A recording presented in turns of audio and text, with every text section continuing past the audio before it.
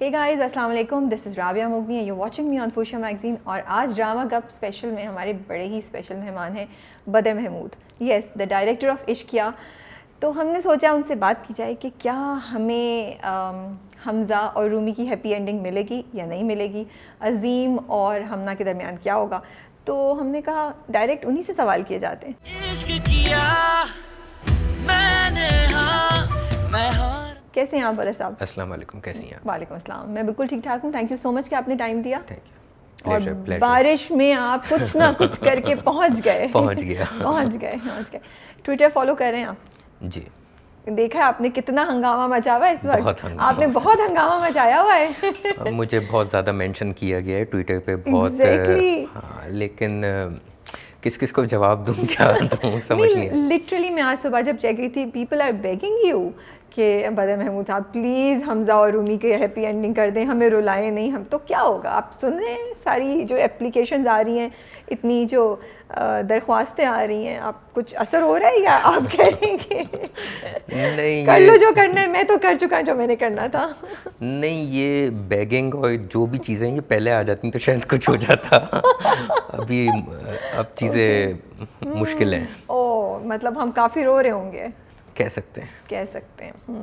बदर साहब भी कुछ रिवील नहीं कर रहे हैं, लेकिन हिंट दे दिया है उन्होंने। बट लोग गुस्से में भी बड़े हैं, देखा आपने ट्विटर पे? देखता हुआ तो गुस्सा जायज़ लग रहा है लोगों का आपको? आई थिंक मुझे ऐसा लगता है कि उनका अपना पॉइंट ऑफ व्यू है, परसेप्शन है। मैं ड्रामा उन्हीं के लिए बनाता हूँ, तो जो ठीक है उनका पॉइंट ऑफ व्यू है उसकी मैं बिल्कुल रिस्पेक्ट करता हूँ, जो भी है सही है। गुस्सा बहुत आ रहा है लोगों को इस बात पे कि आप हमज़ा को इतनी बड़ी सज़ा दे रहे हैं और आप हमना को you are letting her go easily. तो इस पे क्या बोलेंगे अच्छा, आप? मुझे ये बताएं कि हमना को किस बात पे सज़ा दी जाए? कोई ऐसी चीज़ जो उसने कोई गुनाह किया है। देखें, सज़ा मैं ये समझता हूँ कि गुनाह की सज़ा होनी चाहिए, गलती की सज़ा नहीं होनी चाहिए। हमज़ा का गुनाह ये है कि ब्लैकमेलिंग की। हमज़ा का गुनाह ये है कि उसने बदले में शादी की, उसने बदला लेने के लिए शादी की। उसकी कोई इंटेंशंस नहीं थी रुमैसा के साथ। हमना की गलती ये है कि उसने बात को छुपाया। ये मेरा पॉइंट ऑफ व्यू ये है, मोहसिन का पॉइंट ऑफ व्यू ये था जो राइटर थे, कि गलती की सज़ा नहीं होती है। गलती को आप लेट गो कर देते हैं, माफ़ी दे देते हैं। गुनाह की सज़ा होती है। अगर कोई जुर्म कर रहा हो और जुर्म में आप उसका साथ दें, मतलब आप जुर्म कमिट करने में आप भी उतने ही शामिल हैं, आप कैसे बोलेंगे? या नहीं, जो जुर्म जिसने किया है वो मेन है, किसी ने हथौड़ा पकड़ के किसी को मारा है, लेकिन आपने भी उसको रोका नहीं हथौड़ा पकड़ने से। आपने इनफैक्ट हथौड़ा पकड़ने में उसकी मदद कर दी, चाहते ना चाहते हुए भी। तो जिसने हथौड़ा पकड़ने में मदद की उसको आप क्या बोलेंगे, वो मुजरिम है या नहीं? मैं ये समझना चाहूँगा पहले आपसे इस सवाल को कि कैसे उसने मदद की, हमना ने कैसे मदद की हथौड़ा पकड़ने में, ये हमना चुप थी। हमना जानती थी कि उसकी बहन के साथ क्या होने वाला है। हमना ने कुछ भी नहीं किया। हमना चाहती तो बता सकती थी, बाप को कॉन्फिडेंस में ले सकती थी, माँ को बता सकती थी, या फिर रूमी को साइड पे ले जाकर कर सकती थी। तो जो स्टोरी है वो स्टोरी है। वी आर नॉट सेइंग कि स्टोरी चेंज, बट जब हम बात करें हमना वर्सेस हमज़ा, सज़ा और गुनाह और गलती की, तो उस पे कुछ लोगों का या ऑडियंस का या हमारा भी ये पॉइंट ऑफ व्यू कि मे बी गलती या गुनाह जो भी आप बुला रहे हैं वो दोनों ने इक्वल नहीं तो ऑलमोस्ट इक्वल किया, यू नो। मैं अभी आपने ट्विटर की बात की तो मैंने कुछ जगहों पे ये पढ़ा भी कि हमना कैसी बहन है जिसने रुमैसा को बताया नहीं, ठीक है, ऐसी बहनें होती नहीं हैं, सही है। मैंने हमना के कैरेक्टर के ऊपर बड़े क्वेश्चन मार्क्स देखे। अच्छा, जितनी मैंने साइकोलॉजी को पढ़ा, क्योंकि एज डायरेक्टर मुझे साइकोलॉजी पढ़ती है, इसमें जो आप किसी भी इंसान का जो कैरेक्टर होता है या बिहेवियर होता है, उसको आप कैद नहीं कर सकते, वो बाउंड्रीज नहीं लगा सकते। ठीक है। एवरी सिंगल बंदा एक डिफरेंट तरीके से बिहेव करता है और डिफरेंट तरीके से उसका सोचने का वो होता है। लोगों ने कहा ऐसी बहन नहीं होती है। अभी रिसेंटली 20 दिन पहले 25 दिन पहले आपने देखा होगा एक सोशल मीडिया पे बहुत आया हुआ था, एक बेटे ने अपनी माँ को मारा। ऐसे भी लोग नहीं होते, लेकिन आपकी सोसाइटी में ऐसे लोग हैं। हम लोगों ने स्टार्ट से ही एक ऐसा कैरेक्टर दिखाया था जिसके अंदर कॉन्फिडेंस की कमी है। वो अपने आप को, अपनी फीलिंग्स को इतनी जल्दी एक्सप्रेस नहीं करती है। रुमैसा को क्यों नहीं बताया? उसको एक खौफ ये था हमेशा से रुमैसा के लिए कि बहुत मुंहफट लड़की है, ब्लंट है, कहीं पे भी कुछ बोल देती है। तो उसको ये था कि कभी ये बात बाप के सामने ना बोल दे, तो उसने उसको भी होल्ड किया। जहाँ शादी होने लगी वहाँ पे उस हमना ने अपने कैरेक्टर के हिसाब से उसने कहीं पे रेजिस्टेंस दिखाई। उसने माँ को भी बोला मुझे ये लोग समझ नहीं आए। उसने जाके रुमैसा से भी बात की, मुझे ये लड़का समझ, जिस पे उसने जवाब दिया कि ऊपर अल्लाह है, नीचे सिद्दीकी साहब है। सिद्दीकी साहब ने फैसला कर लिया, बस बात ख़त्म है। उसने अपने हिसाब से जो रेजिस्टेंस दिखानी थी वो दिखाई है। उसका कैरेक्टर रुमैसा जैसा नहीं है जो उठे, चीखे, चिल्लाए, बोले। तो था दोनों बहनों में डिफरेंस। वो उस हमज़ा के साथ इन्वॉल्व नहीं है उस गुनाह में। तो आपको लगता है हमज़ा से गलती नहीं हुई, हमज़ा से गुनाह हुआ है? हमज़ा ने जान के ब्लैकमेलिंग की है, बदला लेने के लिए ब्लैकमेलिंग की है। लेकिन फिर उसके बाद बीच में वो चेंज भी तो हो गया और उसको रियलाइज़ हुआ कि उसने जो किया है वो गलत किया है। तो क्या फिर जब आपको गलती का एहसास हो जाए तो माफ़ी नहीं, मतलब आपको गुनाह का भी एहसास हो जाए तो माफ़ी नहीं मिलनी चाहिए? डिपेंड ये करता है कि आपने उस गुनाह में क्या, कहाँ तक आप चले गए। ठीक है। हमना ने या अजीम ने हमज़ा की लाइफ को डैमेज नहीं किया, अलिशबा ने किया। अलिशबा ने जाके बताया। सही बात है। इन लोगों ने कहा लाजमी, लेकिन द मोमेंट इनको ये पता चला कि रुमैसा जो है प्रेग्नेंट है, ये लोग चुप हो गए। इन्होंने नहीं किया। गुनाह आगे जा चुका था। आपकी लाइफ से दो लोग जुड़ गए, एक रुमैसा, एक होने वाला बेबी, तो वो जुड़ गए। आप बहुत आगे जा चुके थे। वो आपको पे ऑफ करना होता है। सेकेंडली देखें, इस कहानी का मकसद ही ये था, 2 से 3 चीज़ें हैं कि आप इतना ज़्यादा जब इन लव होते हैं, जब इन रिलेशनशिप होते हैं, और जब आपको पता होता है कि ये रिलेशन आगे जाके मेरी ज़िंदगी का हिस्सा बनेगा नहीं बनेगा, तो आप इतना ज़्यादा क्लोज़ ना हो जाएं, स्पेशली मैसेजेस पे, कि वो बाद में आपके लिए ब्लैकमेलिंग और इस टाइप का वो बन सके। हम लोग सोचते हैं लड़कियां जो, मतलब वो लड़कियां हैं जो ट्विटर पे लिखती हैं, जो सोशल मीडिया पे लिखती हैं, ये माशाल्लाह एजुकेटेड लड़कियां हैं जो आवाज़ उठा सकती हैं अपने लिए। आप आज भी पाकिस्तान के बहुत ऐसे एरियाज़ में जाएं, हाँ जाएं, आप लड़कियों को इतनी कॉन्फिडेंस नहीं है कॉन्फिडेंस। तो ये मैसेज उनके लिए था। ये मैसेज उनके लिए है कि थोड़ी सी अपनी लिमिटेशंस में रहना चाहिए। बट आपको लगता है कि वो रिवेंज और वो सारे, उससे आपका ये मैसेज थोड़ा सा दब गया, ये मैसेज नहीं हो सका और लोग रिवेंज में और ये कि कौन किसकी बड़ी गलती है उसमें बिजी हो गए, ये फील आ रहा है आपको? देखिए, ये तो समझने पे बात है। अदरवाइज रिवेंज लेना था तभी तो वो मैसेज देना था। उसने, हमज़ा ने बहुत दफ़ा ये कहा कि मैं तुम्हारे मैसेजेस दिखा दूँगा। मैं तुम्हारे वालिद साहब को दिखा दूँगा, मैं तुम्हारे शौहर को दिखा दूँगा, बहुत जगह उसने कहा। लेकिन ये कि ये रिवेंज होगा जब ही तो मैसेज दिया जाएगा। अब इसको ऑडियंस ने कैसे लेना है वो उनका पर्सपेक्टिव है। ये बताएं, जो ड्रामा होता है, हाँ, उसमें किंग कौन है? डायरेक्टर, राइटर या प्रोडक्शन हाउस? कौन है जो डिसीजन मेकर या कंट्रोल सबसे ज़्यादा किसके हाथ में है? आजकल चैनल है। चैनल, ओह चैनल है। ओके, आजकल चैनल है। Okay okay okay. इन चारों में से सबसे मुश्किल, अब मुझे पता है आपने एक जगह बोला था, कोई इंटरव्यू में आपकी जब चेक कर रही थी तो आपने बोला मैं किसी का वो नहीं, सारे एक्टर्स बड़ा अच्छा करते हैं और सब बहुत मेहनत करते हैं, they all give their best, लेकिन ये मुझे चाहिए स्पेसिफिक आंसर। इन चारों में से सबसे आसान कौन था डायरेक्ट करना, सबसे मुश्किल कौन था डायरेक्ट करना? गौहर, हानिया, रमशा और फिरोज़ में से? देखिए, सबसे आसान गौहर था। Okay. उसकी वजह यह है कि उसने मेरे साथ काम किया हुआ है पहले।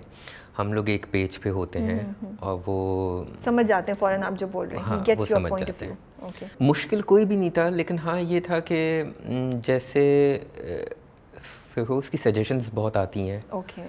और जो कि ठीक है, मैं हमेशा ओपन टू सजेशन होता हूँ। ये नहीं होता कि मैंने जो कह दिया वही होता है। Okay. हानिया के साथ बहुत मज़ा आया, रमशा के साथ बहुत मज़ा आया।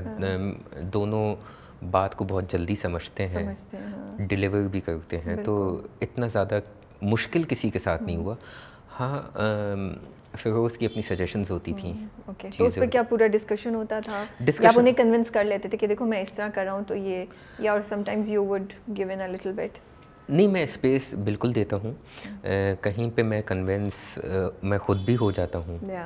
अच्छी सजेशन होती है, और कहीं पे ये होता है कि मैं कन्विंस कर लेता हूँ। बाज़ दफ़ा जो एक्टर होता है वो सिर्फ उस सीन को सोचता है, देन फिर मैं बताता हूँ इसके पीछे ये हुआ था, आगे ये होने वाला है, तो वो फिर समझ जाता है। डायरेक्टर की जॉब थोड़ी वो पेरेंट्स और टीचर जैसी होती है ना, जो बिल्कुल बच्चे वो और होती कहते हैं है। बेटा मैं इसलिए बोल रहा हूँ क्योंकि आगे ये होगा, तुम खाई में गिर जाओगे अगर तुम ये नहीं करोगे तो। वो ऐसे ही होता है। फील होता है आपको? ऐसे ही होता है। उसका पेशेंस भी वही चाहिए होता है। फिर देन दे रियलाइज कि डायरेक्टर साहब सही कह रहे थे, हमें जो लेके चल रहे थे। वो ऐसा होता है।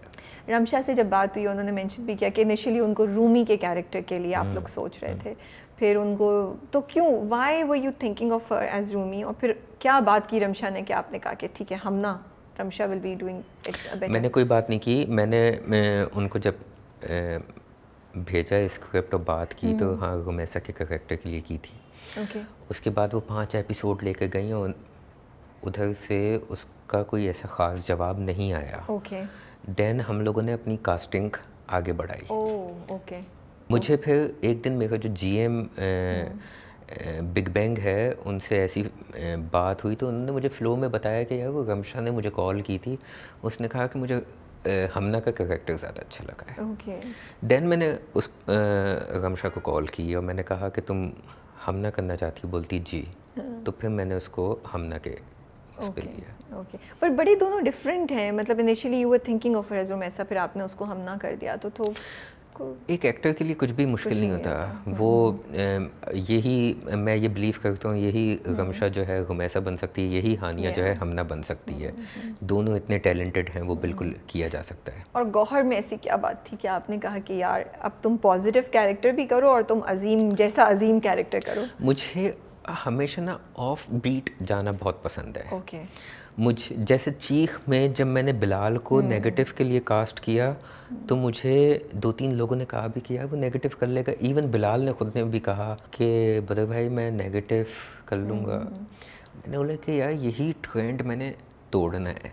इट्स लाइक ये नहीं कि बिलाल अगर गुड लुकिंग है, हैंडसम है, चॉकलेटी बॉय है, तो आप उससे हमेशा जो है वो रोमांटिक और लाइक पप्पू बच्चा का कैरेक्टर आप उसको दें। बिल्कुल। तो गौहर के लिए हमेशा ये होता है कि द मोमेंट उसका फेस सामने आता है, लोगों को लगता है कि ये कोई नेगेटिव उसने करना है। तो मुझे ये था कि मैं हमना का कोई हस्बैंड ऐसा बंदा बनाऊं जिसको देखकर लोग बोलें कि ये नेगेटिव होगा। ओह, और फिर आप उनको सरप्राइज कर दें। हाँ। ओके, ये थॉट थी। इसलिए मैंने उसको। तो चीख में जब बिलाल को आपने किया, कैसे कन्विंस किया बिलाल को कि यार ये तुम कर लो, या मान गए थे आसानी से, या थोड़ा टाइम लगा उन्हें कन्विंस करने में? बिलाल को हाँ कोई 2 से 3 दिन लगे। बिलाल वॉज लाइक के मुश्किल है, नेगेटिव, मेरा इमेज क्या है। फिर मैंने उसको कहा कि इमेज बिलाल अब्बास का नहीं होता है, इमेज कैरेक्टर का होता है। बिल्कुल। ठीक है। और secondly at the end of the day जब 5 साल बाद 6 साल बाद तुम पीछे पलट के देखो तो ये हो कि हाँ मैंने कुछ वैरायटी की भी डिफरेंट चीज़ की। हाँ। मुझे ये बताएं, इस स्क्रिप्ट में ऐसा क्या था जब आया आपके पास स्क्रिप्ट? व्हाट इंस्पायर्ड यू कि आपने सोचा कि ये मैं कर लूँ, या फिर ये अंधों में काना राजा था और स्क्रिप्ट इतने अच्छे नहीं हैं और this seem to be the better of the lot? क्या चल रहा था? मेरे पास कभी भी ऐसे नहीं आता ये स्क्रिप्ट है, ये आप कर लीजिए। ओके मैं हमेशा अपनी कहानी पे, अपने एपिसोड्स पे बैठता हूँ। ओके इसकी वन लाइन पे भी मैं बैठा था और देन स्टोरी एपिसोड सब पे मैं बैठा हूँ। मुझे जो इसमें सिर्फ एक चीज़ क्लिक की वो ये थी कि मुझे वो लड़कियाँ क्लिक की जो शादी से पहले मैसेजेस कर लेती हैं। ओके और उसके बाद वो ऐसे ब्लैकमेलर्स होते हैं जो वो पूरी ज़िंदगी उनकी डैमेज कर देते हैं। तो वो मुझे ये था कि मैंने हाँ ऐसा कुछ बनाना है। आपने बला किया है, आपने चीख किया है। अगर हम उनको ऑब्जेक्टिवली देखें तो दोनों, इवन इश्क किया अगर आप लें और ऐसी है तन्हाई भी अगर लें, they all have social messages, right? वो उसमें कोई शक नहीं है, लेकिन इन सब में बहुत एक्सट्रीम पे सिचुएशंस कहीं हुई हैं। रियलिटी होती है, आई एम नॉट सेइंग कि बिल्कुल नहीं होता। जैसे आपने कहा कि रमशा जैसी हमना जैसी लड़कियां एग्जिस्ट करती हैं, यू नो, और ये सिचुएशंस होती हैं, लेकिन सारे जो आपके टॉपिक्स हैं ड्रामे के वो थोड़े एक्सट्रीम पे चले जाते हैं सोशल मैसेज को कम्युनिकेट करने के लिए। तो मैं ये जानना चाहती हूँ ऐसा क्यों है? रियलिटी से थोड़ा सा निकल के इतनी एक्सट्रीम पे, जैसे बला में वो मारी जा रही है, चीख में भी इतने लोगों को मार दिया, ऐसी तन्हाई में इतना दुख, इतना स्ट्रॉन्ग, इश्किया में वो बिल्कुल क्रेजी हुआ जा रहा है एंड यू नो लोगों का पेशेंस टेस्ट हो रहा है। इसकी क्या लॉजिक है? या आप ये चूज़ करते हैं, या आपका तरीका है लोगों को झंझोड़ने का, कि आपको लगता है कि यार इसको सिंपल तरीके से मैसेज दिया तो ये दुनिया, ये आवाम नहीं सुनने वाली, इनको झंझोड़ो एक्सट्रीम पे ले जाके कि इनको समझ आए कि मैं क्या कह रहा हूँ। ये I wanted to understand this. Social issue को आपने जब भी डिस्कस करना है, आपकी आसपास जितने सोशल इश्यूज होंगे, डिस्कस हमेशा सोशल इशू वो होगा जो बहुत एक्सट्रीम पे होगा। अदरवाइज बहुत माइनर सोशल इश्यूज भी चल गए, वो डिस्कस नहीं होते। सोशल इश्यूज को हमेशा एक्सट्रीम पे ले जाके ही डिस्कस किया जाता है। जैसे चीख में मुझसे काफ़ी लोगों ने कहा कि सबा को एंड में इंसाफ मिला भी तो क्या मिला, उसने इतनी चीज़ें खोई हैं, ज़िंदगी में खोई हैं। माँ खो दी एंड देन बच्चा खो दिया, वो मियाँ भी चला गया। मैंने सबको एक जवाब दिया कि अल्लाह ताला ने ना ये एग्जाम्पल हमारे नबी के टाइम से स्टार्ट की थी। बहुत आसान था अपने नबी के लिए चीज़ों को आसान करना, लेकिन उनको सारे प्रोसेस से निकाला है और उनको एक टेस्ट करने के बाद 40 साल की एज में नबूवत दी है। जी। तो उनके लिए अल्लाह ने तो ये कायनात उनके इश्क में बनाई थी, तो उनके लिए तो अल्लाह के लिए बहुत आसान था चीज़ों को आसान करना।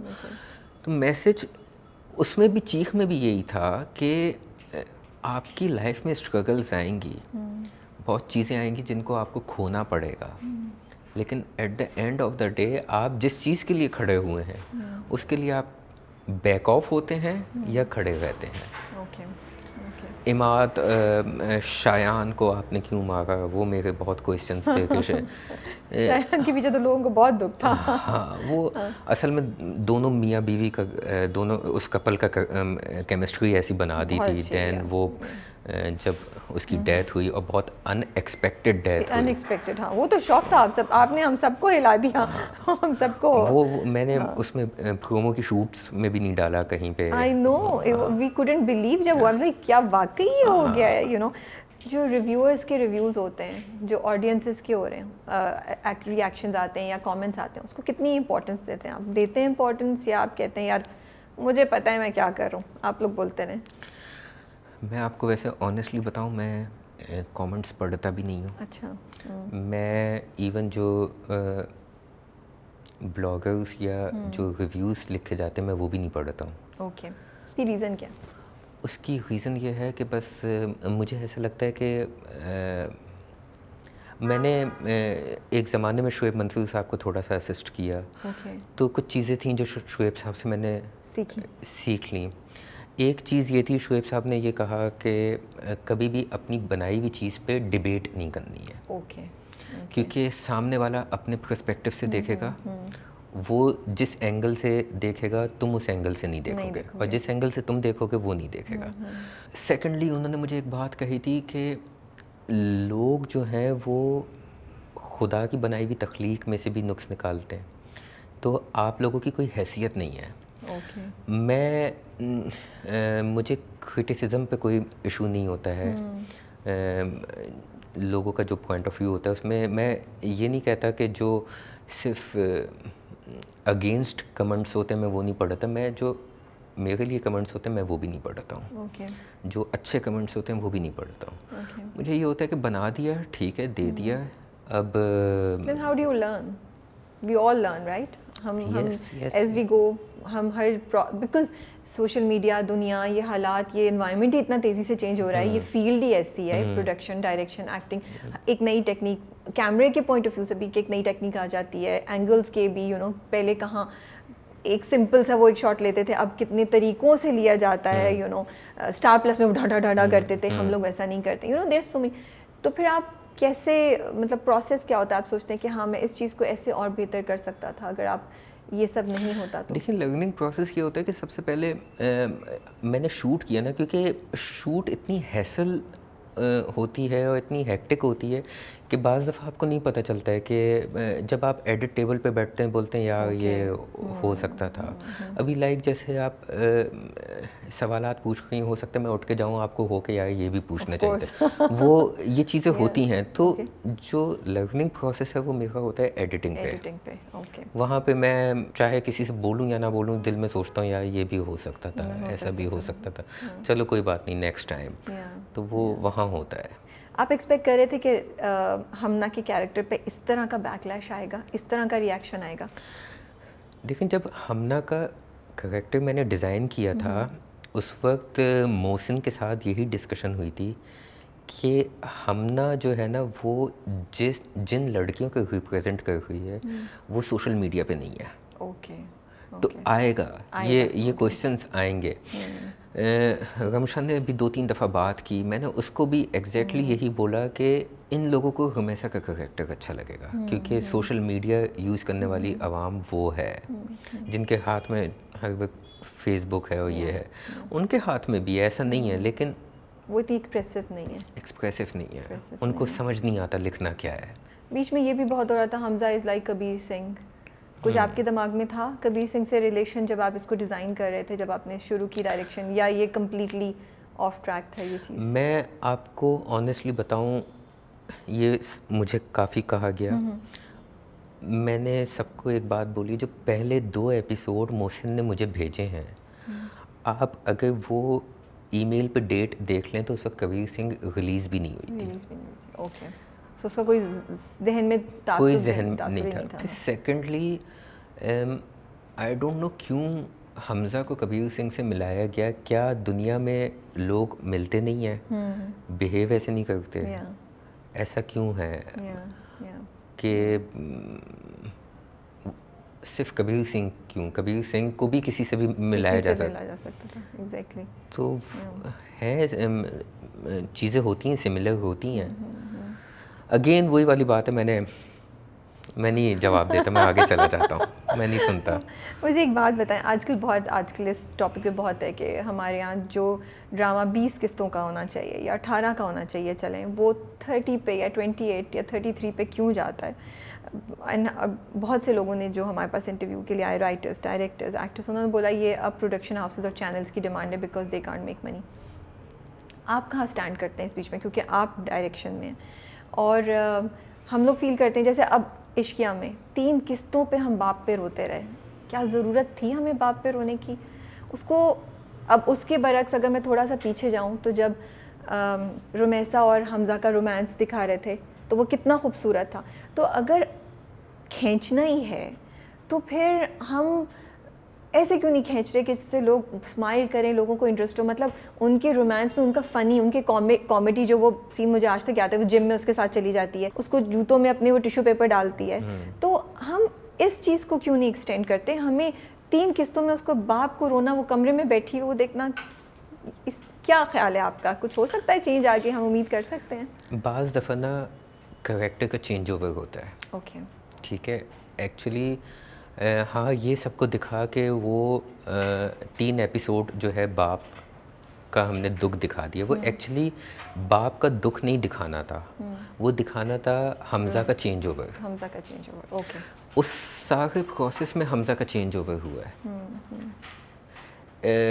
द मोमेंट वो हनीमून से वापस आया और उसको रुमैसा ने कहा कि अभी चलो मुझे जाना है यहाँ से, वो हॉस्पिटल जाते हैं। उस हॉस्पिटल का डे नाइट वो जैसे रुमैसा के साथ बैठा है, अब जब तक मैं डे नाइट उसको उसके साथ ना बिठाता, उसको उस इमोशंस में ना लेके जाता, वो उसका चेंज ओवर फिर ऑडियंस ने ये कहना था कि यार इतनी जल्दी चेंज ओवर कैसे हो गया। Okay okay. सो देन इंतकाल, और वो गया हुआ है अपने घर, जब हॉस्पिटल आया है तो वो नहीं है, उसके बैक ऑफ माइंड सिर्फ रुमैसा है। जब मैयत में आया है तो सबसे पहले उसने आके रुमैसा को पूछा। एम्बियंस बाप की डेथ है, लेकिन उधर जो बेसिकली जो चेंज ओवर है, जो आपका मेन फोकस है, वो हमज़ा है कि वो जाता है और वो उसने जाके नॉक भी किया है, रुमैसा से बात करने की भी कोशिश की है। उसी टाइम पे उसको ये पता चलता है कि हमना उसको ये कहती है कि बाप जा चुका है, अजीम को मैंने बता दिया है, अब तुम्हें जो करना है तुम करो। तो वो इवेंट था ऐसा कि जिसको खींचा जाता।